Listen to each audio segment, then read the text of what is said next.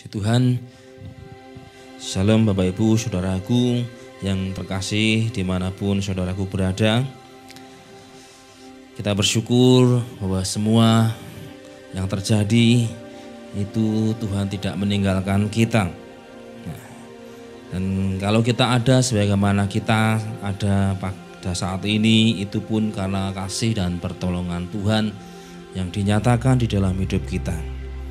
Nah, saudaraku yang dikasihi Tuhan, ada satu ayat yang mengatakan bahwa segala sesuatu itu ada waktunya, ada masanya, dan dikatakan di situ bahwa Tuhan itu membuat segala sesuatu itu indah pada waktunya. Ada waktu untuk lahir dan ada waktu untuk mati, dikatakan demikian.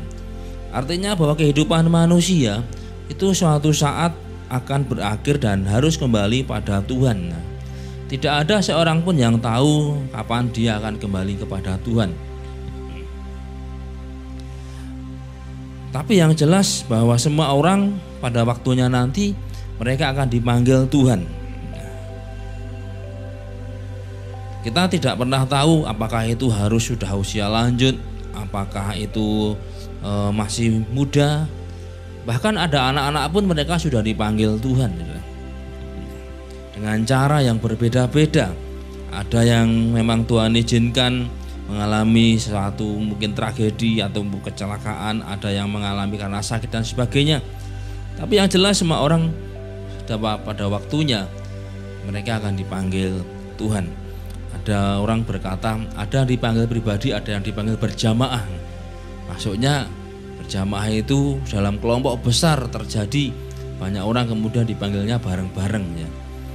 Kalau misalkan tragedi pesawat jatuh, kapal tenggelam, itu katanya dipanggil Tuhan berjamaah. Tapi yang jelas bahwa fakta satu saat manusia akan dipanggil Tuhan itu adalah realita. Nah, maka perlu sekali setiap orang itu menggunakan waktu dengan baik, dengan bijak, agar tidak menyesal di kemudian harinya, di waktu-waktu nantinya, bahkan di masa yang kekal. Tapi ada yang bagi saya lebih penting lagi dibandingkan setiap orang menggunakan waktu dengan bijak agar tidak menyesal. Nah, ada yang tidak kalah penting, bahkan itu sangat penting, yaitu adalah bagaimana kita bekerja menyelamatkan mereka yang terhilang agar jangan sampai ketika waktunya mereka dipanggil Tuhan, mereka belum siap. Ini justru satu hal yang sangat penting, dan itulah yang Tuhan amanatkan kepada gereja. Sebelum Tuhan Yesus naik ke surga, Tuhan tidak berpesan kamu sudah selamat, kamu harus hidup bijak, carilah kerajaan Allah, utamakan nilai rohani, tidak usah mengejar dunia, itu fana. Tapi justru ketika Tuhan Yesus hendak naik ke surga, Tuhan berkata, pergi dan jadikanlah segala bangsa muridku. Tuhan mengatakan ajar mereka melakukan apa yang kuperintahkan kepadamu, dan dikatakan baptislah mereka dalam nama Allah Bapa, Allah Putra, Allah Roh Kudus. Di kitab Kisah Para Rasul sebelum Tuhan Yesus naik ke surga, Tuhan berkata, tetapi kamu akan menerima kuasa kalau Roh Kudus turun atas kamu, dan kamu akan menjadi saksiku dari Yerusalem, Yudea, Samaria sampai ke ujung bumi. Menggunakan waktu yang ada dengan bijak itu tepat, betul. Memang kita harus menggunakan waktu yang ada dengan tepat, dengan bijak, karena kita satu saat nanti pasti akan dipanggil Tuhan. Semakin bertambah usia kita berarti semakin berkurang jatah hidup kita. Ada orang yang mengatakan sudah semakin mendekati titik di mana dia dipanggil Tuhan. Tapi yang tidak kalah penting, bahkan lebih penting dari hal itu adalah bagaimana kita mengejawantahkan amanat agung Tuhan tadi untuk pergi dan jadikan semua bangsa muridku, mengajarkan apa yang diperintahkan Tuhan, dan membaptiskan mereka dalam nama Allah Bapa, Allah Roh Kudus. Yang tidak kalah penting dari kita hidup di akhir zaman ini, yaitu kita hidup dengan bijak, adalah bagaimana kita menggenapi apa yang Tuhan katakan dalam kitab Markus. Dikatakan di situ, pergi dan beritakanlah Injil kepada segala makhluk. Karena kita adalah saksi, dipenuhi Roh Kudus dari Yerusalem, Yudea, Samaria sampai ke ujung bumi. Jangan sampai orang-orang yang mungkin kita termasuk yang mereka kita kasihi nantinya masuk dalam penghukuman kekal kalau sudah dipanggil Tuhan. Saudaraku yang dikasihi Tuhan, tentunya orang pasti mengharapkan yang terbaik di dalam hidupnya. Dan tidak ada sesuatu yang kekal di dalam dunia ini. Kalau kita ini yang sudah dibawa Tuhan dari gelap kepada terang, itu adalah berkat yang besar. Tapi masih banyak orang yang perlu dibawa ke dalam terang hidup agar mereka diselamatkan. Apalagi di akhir zaman ini ada orang mengatakan iblis mengerti bahwa tidak lama lagi Tuhan akan datang kedua kali, sehingga ada hamba Tuhan berkata iblis itu sekarang nggak pernah bekerja 24 jam tapi dia extra time ya. Saya pikir 24 jam itu sudah full lah, ini tambah extra time bila mana lagi. Artinya all out gitu, untuk menyesatkan agar orang tidak diselamatkan. Tapi satu hal yang dapat kita baca dari apa yang Rasul Paulus katakan, bahwa Tuhan menginginkan semua bangsa diselamatkan, semua orang diselamatkan dan beroleh pengenalan akan Tuhan yang benar. Dan kita sudah melihat bahwa tanda-tanda kedatangan Tuhan Yesus yang kedua kali itu sudah dekat, tidak lama lagi. Memang orang tidak ada yang tahu kapan Tuhan Yesus akan datang kedua kali. Ada banyak orang memprediksikan, ada yang dulu berkata tanggal 28 September tahun 199 berapa tahun 80 berapa gitu. Ada lagi yang tanggal 9 bulan 9 tahun 99 ya. Ada lagi yang tahun 2002, ada yang tahun 2010, tapi nggak pernah terjadi. Karena memang kita mengatakan tidak seorang pun tahu kapan hari dan waktunya. Tapi Tuhan hanya berkata berjaga-jagalah. Nah, bukan berarti kemudian kalau berjaga-jaga maka amanat agung gereja itu kemudian dikalahkan atau dinomorduakan. Amanat agung itu sesuatu yang penting. Sama seperti yang Tuhan berikan pada gereja kita untuk menyelamatkan dan memuridkan jiwa-jiwa menjadi seperti Kristus. Dan kita tahu bahwa kita sedang berpacu dengan waktu. Tuhan Yesus tidak lama lagi akan datang kedua kali. Rasul Petrus berkata bahwa kesudahan segala sesuatu itu sudah dekat. Karena itu kuasailah dirimu dan jadilah tenang supaya kamu dapat berdoa. Jelas bahwa Tuhan Yesus sudah, waktu kedatangannya sudah dekat. Digambarkan, kalau boleh digambarkan seperti di ambang pintu. Di situ ditulis dengan kata at hand. Gambarannya secara literal itu gambarannya seperti hakim, dia sudah memegang palu dan kemudian diketokkan, maka itu final, jadilah keputusan. Walau orang berkata, mana katanya itu sudah dekat kok belum datang-datang, tapi yang jelas Tuhan Yesus tidak lama lagi pasti akan datang kedua kali. Maka PR gereja adalah bagaimana kita menggunakan waktu yang ada ini dengan bijak untuk menyelamatkan jiwa-jiwa. Jangan sampai hari kedatangan Tuhan itu menjadi hari kegelapan bagi orang-orang yang belum mengenal Tuhan. Nah, kita akan belajar tentang hal ini dalam hubungannya menjadi terang. Mari kita membaca Alkitab kita di dalam kitab Amos pasal yang ke-5 ayat yang ke-20. Saya akan bacakan buat Bapak Ibu Saudara dalam kitab Amos pasal ke-5 ayat yang ke-20. Amos 5 ayat 20 firman Tuhan mengatakan demikian. Bukankah hari Tuhan itu kegelapan dan bukan terang, kelam kabut dan tidak bercahaya? Saudara yang dikasihi Tuhan, kalau kita membaca ayat ini, konotasinya mungkin kita berpikir gelap, kelam kabut, tidak bercahaya, itu mengerikan. Jadi gambaran di sini yang disampaikan hari Tuhan, itu hari yang sangat dahsyat, hari yang mengerikan. Makanya di ayat yang ke-18 dikatakan, celakalah mereka yang menginginkan hari Tuhan. Apakah gunanya hari Tuhan itu bagimu? Hari itu kegelapan dan bukan terang. Nah, di ayat 20 ditekankan lagi, bukankah hari Tuhan itu kegelapan dan bukan terang, kelam kabut dan tidak bercahaya. Mari kita belajar memahami tentang konsep hari Tuhan ini, khususnya di dalam perjanjian lama. Sehingga Nabi Amos berkata kepada orang Israel, ngapain kamu menantikan hari Tuhan? Hari itu hari yang gelap, hari yang kelam, tidak ada cahaya. Buat apa kamu menantikannya? Lalu sebenarnya makna hari Tuhan itu apa? Kok sampai Nabi Amos berkata seperti itu? Bapak Ibu Saudaraku yang dikasihi Tuhan, hari Tuhan itu sebagian besar dipahami oleh orang Israel sebagai hari yang mulia. Nah, mereka berpikir bahwa hari Tuhan itu adalah satu hari di mana mereka, orang Israel itu akan dimuliakan. Sehingga mereka menginginkan hari Tuhan karena mereka berpikir nanti hari Tuhan datang, kita akan dimuliakan.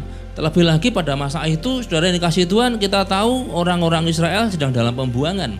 Mereka tidak punya identitas. Mereka dari zamannya dibuang ke Babel sampai tahun 1948 itu tidak berdiri sebagai negara merdeka. Tidak ada pemerintahan. Mereka kalau boleh dikatakan jadi boneka dari penjajah, dari Babel, Media Persia, Yunani, Romawi. Nah, baru tahun 1948, jadi kira-kira 3 tahun setelah Indonesia merdeka, baru berdiri negara Israel sampai hari ini. Nah, ketika itu terjadi, mereka sedang berpikir nanti kalau Tuhan datang, Mesias datang akan membebaskan mereka, akan ada kemuliaan. Tapi mereka ternyata punya konsep yang salah, dan itu ditegur oleh Nabi Amos. Maka dia berkata, buat apa kamu menantikan hari Tuhan? Ketika mereka berpikir akan ada pembebasan, mereka akan dimuliakan, mereka akan dipulihkan, Nabi Amos justru berkata, ngapain kamu menantikan hari Tuhan? Hari Tuhan itu nanti kegelapan, kekelaman, gak ada terang. Jadi buat apa menantikan hari Tuhan? Nah, ini satu teguran keras dari Tuhan kepada orang Israel. Dan dalam perkembangannya hari Tuhan sering disamakan dengan hari kedatangan Tuhan, yaitu kedatangan Kristus kedua kali. Dan itu yang dipahami oleh orang Israel. Mereka berpikir Mesias akan datang di atas awan dan membawa mereka naik sehingga mereka dipulihkan, bangsa-bangsa lain akan dihukum oleh Tuhan. Itulah sebabnya mereka mengharapkan, apalagi mereka dalam keadaan sebagai bangsa yang terjajah. Mereka sangat mengharapkan hari Tuhan itu. Tapi satu hal yang mereka lupa, bahwa mereka tidak hidup dalam kasih karunia Tuhan. Mereka tidak hidup dalam ketaatan. Nah, saudara yang kasih Tuhan, mari kita melihat tentang konteks hari Tuhan ini dan hubungannya dalam masa akhir. Hari Tuhan dipahami juga sebagai akhir zaman. Dan surat Ibrani itu menulis zaman Tuhan Yesus itu dimulainya sebagai zaman akhir. Saya akan bacakan Ibrani 1 ayat yang kedua di dalam terjemahan sederhana Indonesia. Surat Ibrani pasal yang pertama ayat yang kedua. Saya bacakan dalam terjemahan sederhana Indonesia demikian. Tetapi sekarang di hari-hari terakhir dari dunia ini, ya dikatakan, tetapi sekarang di hari-hari terakhir dari dunia ini, Allah sudah berbicara kepada kita melalui anaknya sendiri. Dulu sekali Allah sudah menetapkan anaknya itu untuk memiliki segala sesuatu. Lalu dia menciptakan segala sesuatu yang ada di langit dan di bumi. Ini melalui pekerjaan anaknya. Penulis surat Ibrani mengatakan sekarang hari-hari terakhir di dunia ini Allah berbicara kepada anaknya sendiri. Tuhan berbicara melalui pribadi sang putra yaitu Kristus. Dan Tuhan berkata, kita bisa melihat di dalam kitab Matius pasal 25 bahwa hari kedatangannya sudah dekat. Memang tidak ada yang tahu kapan, tapi itu bicara tentang satu masa. Nah, hari dalam konsep Ibrani Yom itu berbicara bukan hanya hari 24 jam pergantian waktu, tapi itu juga bicara tentang masa. Dan inilah penggenapannya, inilah masa akhir, inilah zaman akhir. Dan kita tahu bahwa waktu kedatangan Kristus yang kedua kali itu sudah dekat. Nah, saudara yang kasih Tuhan, berbicara tentang akhir zaman, kita tidak bisa lepas dari satu fakta bahwa itu memang eskatologi, second coming, kedatangan Kristus kedua kali. Tapi juga tidak bisa kita lepaskan dari apa yang dikatakan dalam surat Ibrani tadi, bahwa Zaman akhir itu adalah satu realita bahwa Allah berbicara melalui anaknya. Artinya bahwa itu adalah satu masa di mana Sang Putra bekerja. Bapak Ibu yang dikasihi Tuhan, memang Tuhan Yesus sudah naik ke surga. Tapi pekerjaan yang dilakukan Tuhan itu diteruskan oleh para pengikutnya. Dan kita adalah termasuk pengikutnya. Yang tentunya juga akan menyatakan pekerjaannya. Maka di sini ketika saya simpulkan, kita dapat mengembangkan bahwa hari Tuhan bukan hanya berbicara tentang eskatologi, walaupun memang kalau kita mempelajari teologi sistematika mesti akan diarahkan pada eskatologi. Ya. Tapi yang jelas hari Tuhan juga di mana Tuhan bekerja secara pribadi di dalam gereja melalui umat Tuhan. Walaupun memang benar hari Tuhan itu adalah masa akhir, tetapi di masa akhir itu tidak hanya berbicara tentang yang namanya akan adanya penghukuman, tapi ada sisi lain. Dan sisi lain itu adalah gereja, yaitu kita menyatakan pekerjaan Tuhan, menyatakan keajaiban Tuhan untuk keselamatan. Saudara ini kasih Tuhan, kalau boleh saya katakan hari Tuhan adalah hari lawatan, hari perkenan Tuhan. Kalau kedua pengertian ini kita satukan, maka kita akan mendapat satu rumusan bahwa berbicara tentang yang namanya hari Tuhan, memang betul bahwa kedatangan Tuhan yang kedua kali sudah semakin mendekat. Betul bahwa yang namanya Tuhan akan datang membawa gerejanya itu betul, sudah semakin mendekat. Dan kita tidak tahu berapa lama lagi Tuhan akan datang kedua kali.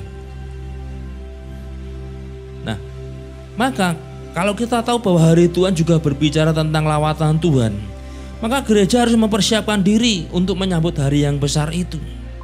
Gereja, yaitu orang-orang percaya, harus mempersiapkan diri dengan hidup kudus dalam kekudusan, semakin bertumbuh ke arah Kristus, semakin serupa dengan Kristus. Tidak ada waktu lagi untuk istilahnya bermain-main dengan dosa dan kelemahan. Kita mengatakan tanggalkan segala beban dan dosa yang merintang dan berlari pada tujuan panggilan surgawi. Nah, disinilah konsep hari Tuhan itu nyata. Kita menanggalkan segala beban dan dosa yang merintang, tapi berlari dalam panggilan untuk keselamatan jiwa-jiwa. Jadi berbicara tentang yang namanya hari Tuhan, itu betul berarti gereja harus mempersiapkan diri untuk menyambut kedatangan Kristus kedua kali.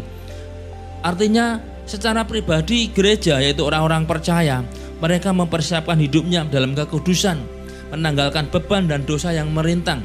Tapi sisi yang lain, berlari pada tujuan itu tidak bisa dilepaskan. Berlari dalam panggilan tidak bisa dilepaskan. Dan panggilan gereja adalah jadi alat, jadi terang. Tuhan berkata, kamu adalah terang dunia. Nah, inilah panggilan gereja. Maka dua sisi berbicara tentang yang namanya hari Tuhan. Kita mempersiapkan hidup kita, kita bertumbuh, kita tidak bermain-main dengan dosa dan kelemahan, tanggalkan segala beban dan dosa yang merintang. Tapi sisi yang lain tidak bisa dilepaskan, yaitu berlari, mengejar panggilan, memanfaatkan waktu perkenan ini, atau boleh dikatakan memanfaatkan waktu yang tersisa ini untuk menyatakan bagaimana kasih Tuhan itu pada jiwa-jiwa. Karena mereka juga harus diselamatkan. Ya, inilah yang namanya konsep hari Tuhan. Nah, seringkali banyak orang berpikir hari Tuhan seperti orang Israel, itu penghukuman, itu dimuliakan. Karena dua sisi, orang yang belum mengenal Tuhan mereka akan sampai pada penghukuman, dan orang yang di dalam Tuhan akan menerima upah. Nah, tapi sudah dikasih Tuhan, hari Tuhan itu kan bicara tentang memang itu last days, artinya hari-hari terakhir. Tapi juga bisa the end of day, hari yang paling terakhir. Nah, kita sekarang belum sampai the end of day, belum sampai pada hari yang paling terakhir. Artinya apa? Memang ini hari Tuhan, tapi mari kita melihat juga dengan sisi yang kedua. Ibarat burung itu dua sayap. Sisi yang pertama adalah kita mempersiapkan untuk menyambut kedatangannya. Tapi sisi yang kedua adalah mari kita gunakan waktu yang ada ini untuk jadi terang, untuk bangkit menyatakan terang dan kemuliaan Tuhan bagi jiwa-jiwa. Itulah hari Tuhan yang harus kita pahami. Jadi selama waktu yang masih disediakan Tuhan bagi kita gereja, berarti kita mempersiapkan diri hidup benar kekudusan, tanggalkan segala beban dan dosa yang merintang. Tapi sisi yang lain, mari kita jadi berkat selagi masih ada waktu. Ada pujian mengatakan hidup ini adalah kesempatan, dan kesempatan itu tidak akan pernah ada untuk selamanya.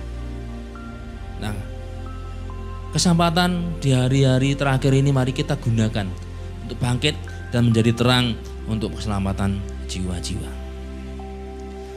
Nah, sekarang kita mau melihat tentang yang namanya dikatakan kok di sini hari kegelapan.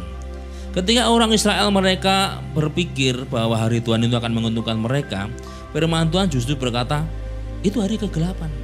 Ngapain kamu menantikan hari Tuhan? Itu hari kegelapan. Lalu apakah ini bertentangan dengan konsep perkenan yang kita sampaikan tadi? Sebenarnya tidak, saudara. Hari Tuhan tetaplah hari yang mulia. Tapi kembali kepada manusia itu bagaimana dia hidup di hadapan Tuhan. Kalau dia hidupnya melawan Tuhan dan hukumnya, maka hari Tuhan itu bisa menjadi hari penghukuman. Orang Israel mengira bahwa hari Tuhan itu akan jadi penghukuman bagi bangsa lain. Walaupun memang Tuhan akan menghukum semua bangsa atau semua orang yang tidak percaya kepadanya. Tapi orang Israel lupa bahwa mereka juga menentang Tuhan dan hukumnya. Mereka sudah diperingatkan para nabi tapi mereka melawan. Nabi Yesaya sudah memperingatkan tapi mereka bunuh. Nabi Yeremia sudah memperingatkan juga mereka bunuh, dan banyak lagi. Dengan kondisi seperti itu mereka menumpuk dosa dan tidak mau bertobat.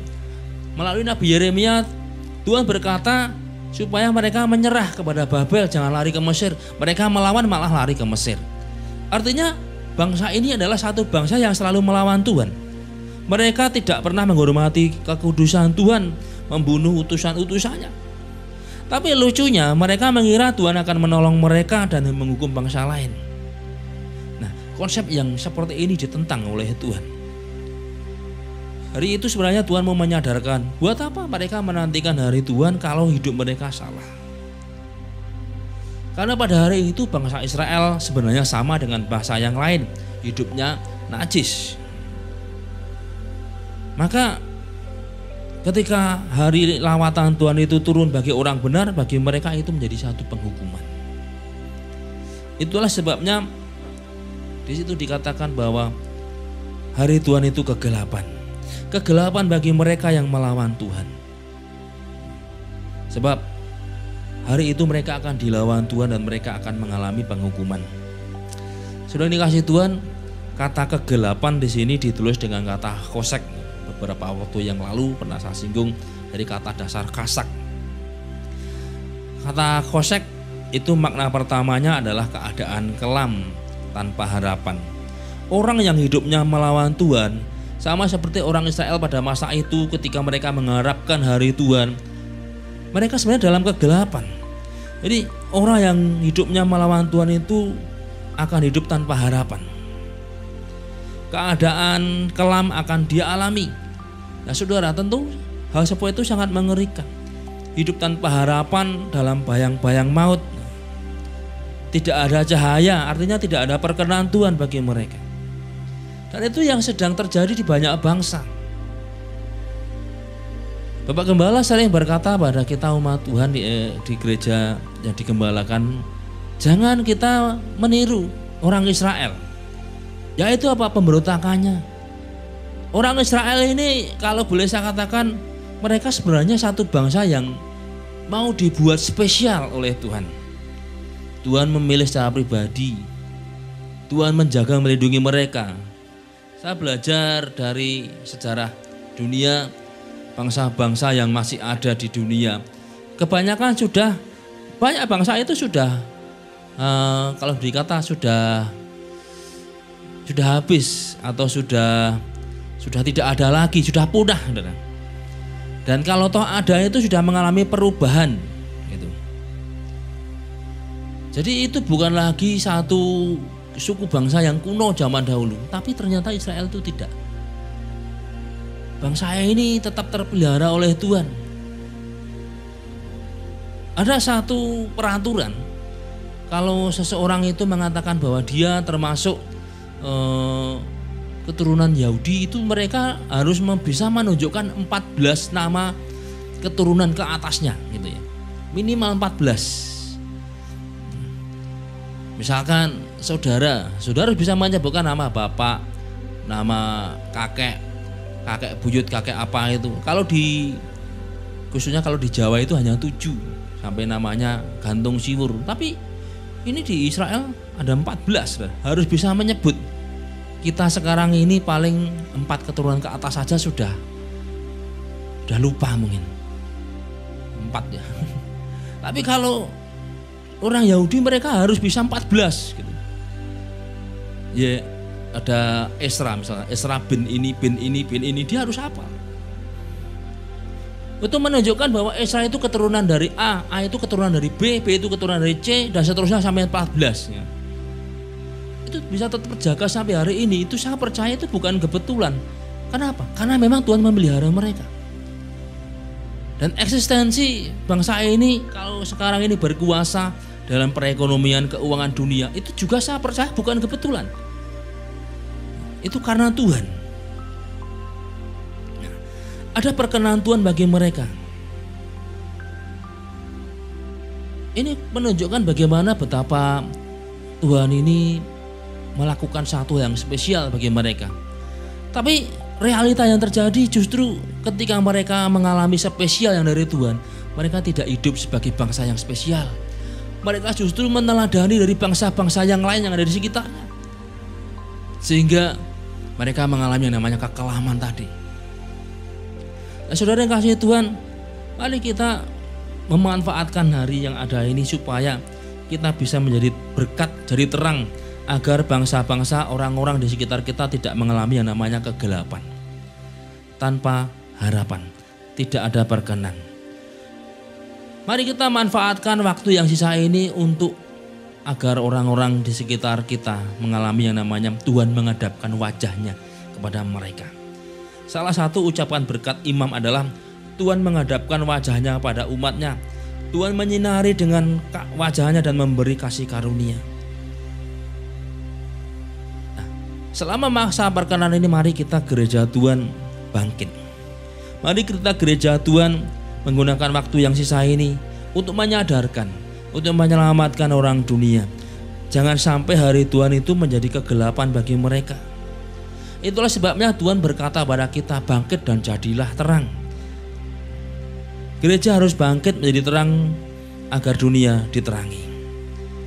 Saya percaya inilah Kairos, inilah waktunya orang percaya harus berani bertindak, harus berani menyatakan terang agar dunia diselamatkan. Saya percaya inilah waktu perkenan Tuhan itu, waktu untuk kita mengalami terobosan dan perkenan Tuhan, tapi juga waktu untuk menyatakan pekerjaan Tuhan dengan kedahsyatan ilahi, untuk membuktikan dan menunjukkan bahwa Yesus adalah Tuhan. Sehingga orang-orang di dalam kegelapan mereka akan mengalami kegelapan, tidak lagi mengalami kegelapan tapi sukacita. Sehingga ketika hari Tuhan datang, berbicara tentang hari Tuhan secara terbatas itu bisa umum dan khusus. Umum itu bicara tentang Tuhan Yesus datang kedua kali, tapi secara khusus orang itu mengalami di mana dia sendiri dipanggil Tuhan. Nah, kalau kita sudah menjadi terang, membawa mereka ke dalam terang, maka ketika hari Tuhan terjadi dalam pribadi mereka, itu bukan lagi kegelapan, tapi sukacita. Seperti mempelai laki-laki bertemu dengan mempelai perempuan. Tidak ada lagi duka dan air mata, tapi yang ada adalah sukacita. Maka mari melalui firman Tuhan, melalui tema yang Tuhan berikan pada kita, bangkit dan jadilah terang. Mari kita manfaatkan, kita gunakan waktu yang sisa ini untuk menyatakan kebenaran Tuhan. Sehingga ketika hari Tuhan turun bagi setiap pribadi, atau Tuhan Yesus datang kedua kali yang kita tidak tahu, tapi kita tahu itu tidak lama lagi. Hari itu bukan menjadi hari kegelapan, hari itu bukan menjadi hari yang kekelaman, tapi hari yang penuh sukacita.